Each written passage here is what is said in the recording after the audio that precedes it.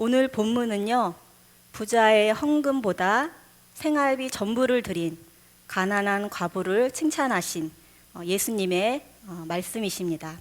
그런데 누가는 두 개의 이야기 혹은 두 개의 문단의 이상을 묶어서 하나의 메시지, 하나의 교훈을 전달하는 그런 문학적 특성을 가지고 있습니다.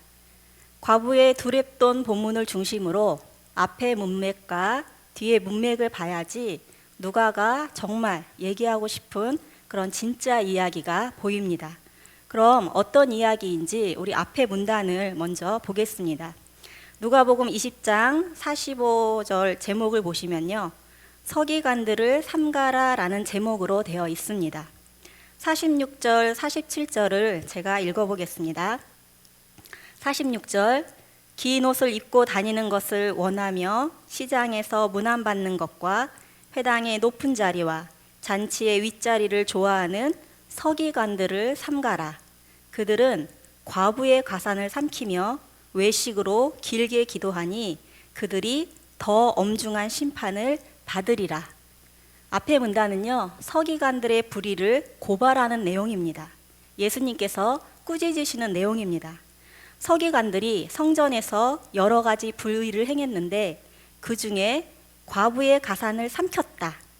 어떻게 삼켰나 그 예를 보여주는 것이 오늘 과부의 두랩돈 사건입니다. 서기관들은 성전에서 지도자들입니다.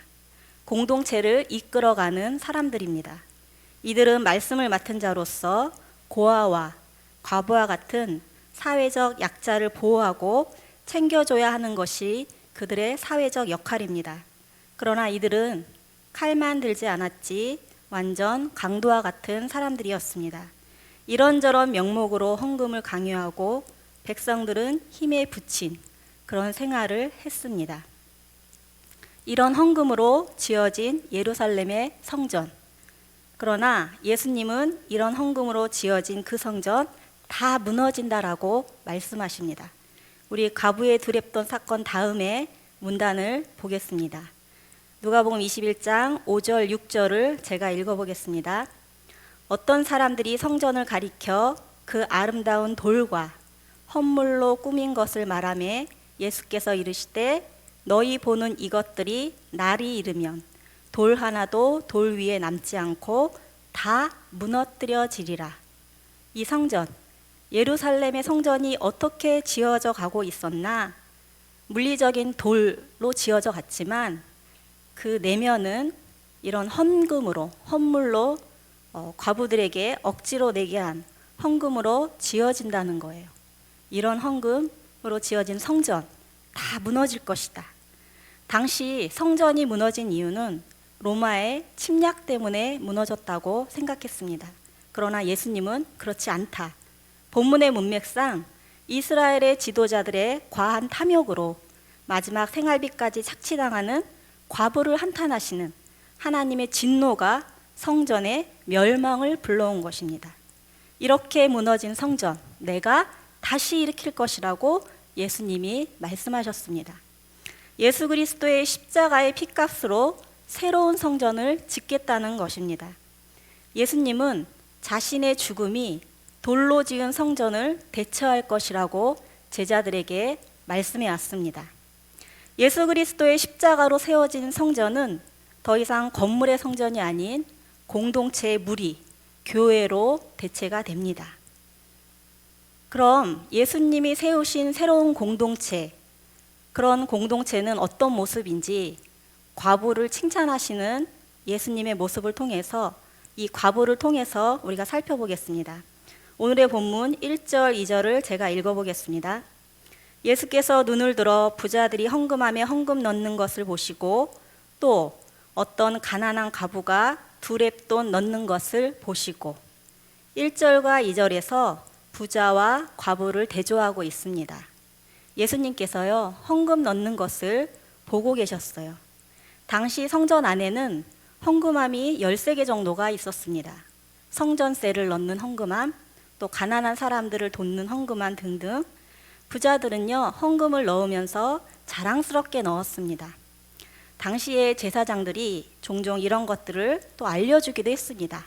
아, 이 사람은요, 헌금을 참 많이 했습니다. 또 이렇게 두렙돈의 헌금, 작은 돈을 넣는 가난한 가부도 있었습니다. 모든 것을 넉넉한 대로 쓸 수 있는 사람과 남편을 여의고 이 세상에 법적 보호를 못 받고 홀로 살아가는 과부, 버림받은 삶을 사는 과부의 모습을 보고 예수님이 이렇게 말씀하십니다. 우리 3절을 보겠습니다. 이르시되 내가 참으로 너희에게 말하노니 이 가난한 과부가 다른 모든 사람보다 많이 넣었도다. 예수님은요, 가난한 사람에 대해서 관심이 많았습니다. 세상에 손가락질 당하면서 어떻게 살지를 모르면서 하루하루를 살아가는 과부의 모습. 보통 우리가 가난하면 하나님이 나를 버리지 않으셨을까? 사람만 나를 천시하는 게 아니라 하나님도 나를 무시하시는 것 같아. 이렇게 생각할 수 있는데 이 가난한 과부에게는요, 신앙이 있었습니다. 가난하지만 하나님께 드려야 할 것을 드리는 그런 모습이 있었습니다. 이 과부가 헌금을 드린 이유는 하나님께 대한 맡김이 있었습니다.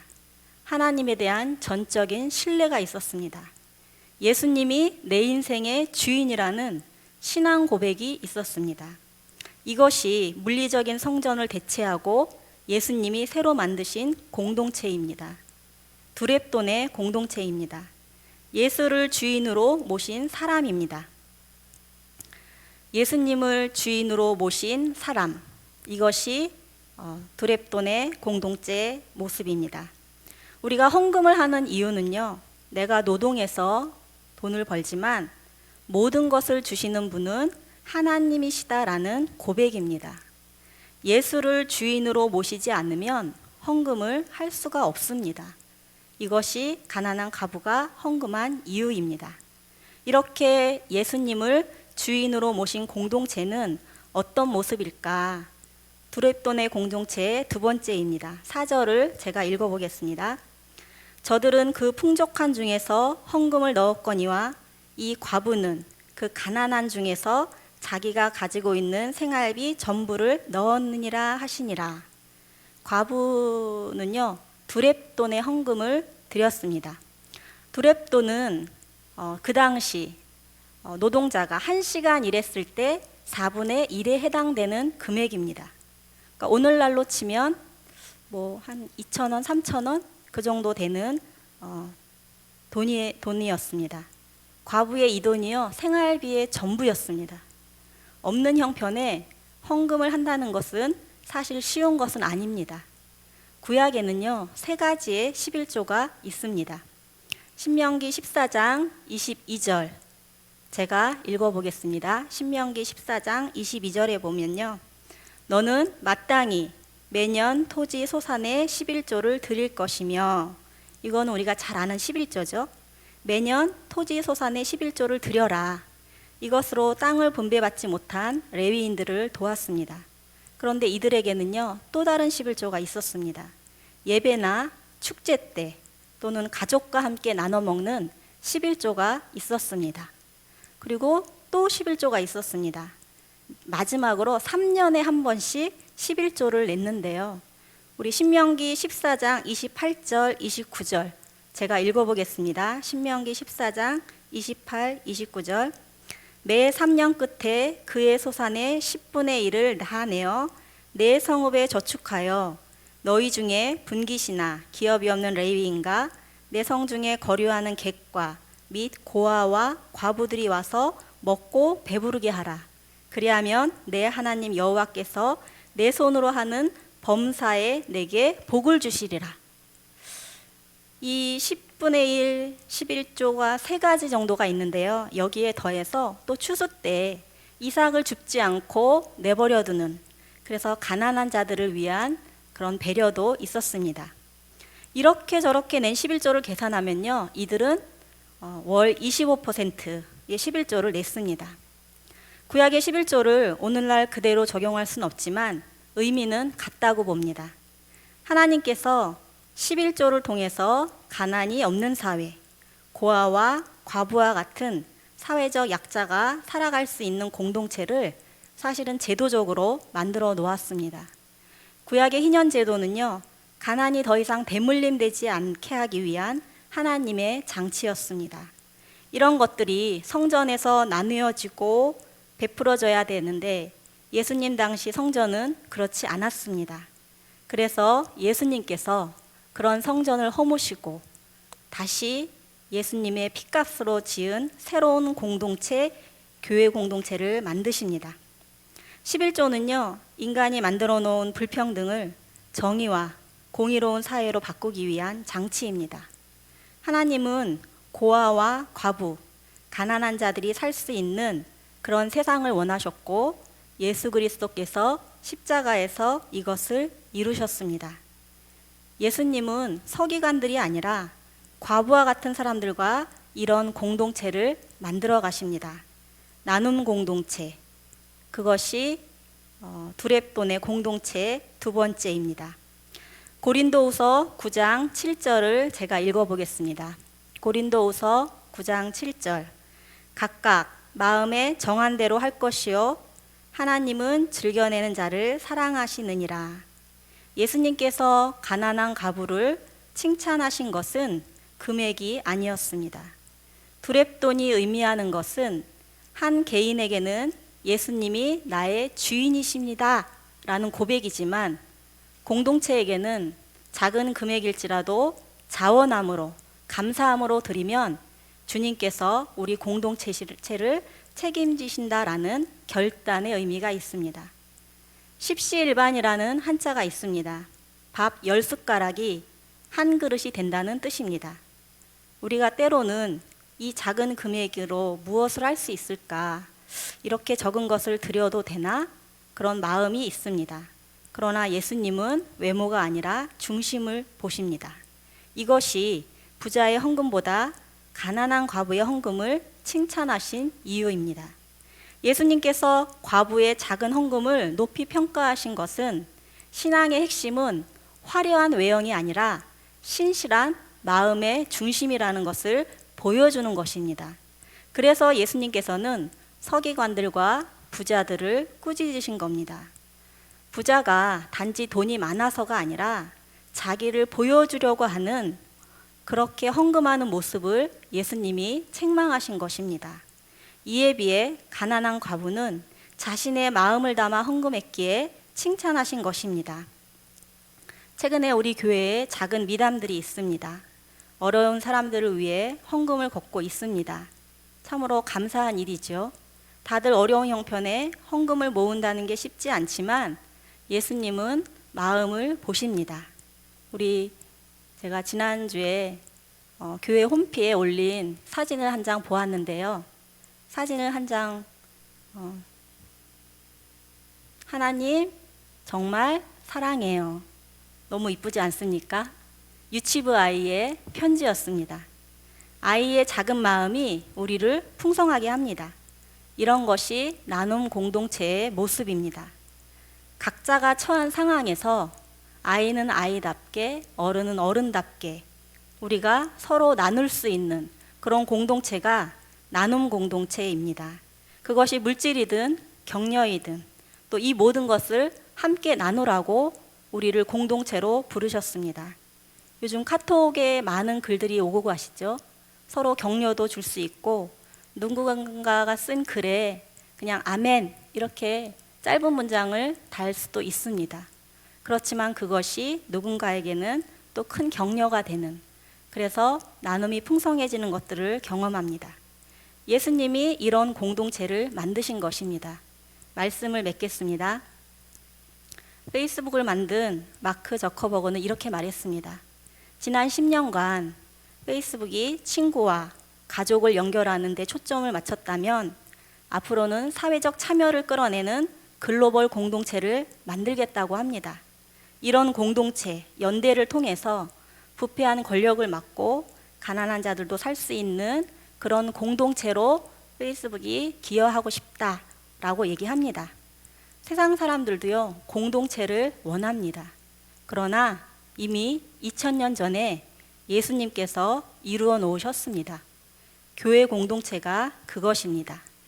예수님께서 물리적인 성전을 허물고 새로 만드신 공동체는 첫째, 예수님이 주인이신 공동체입니다.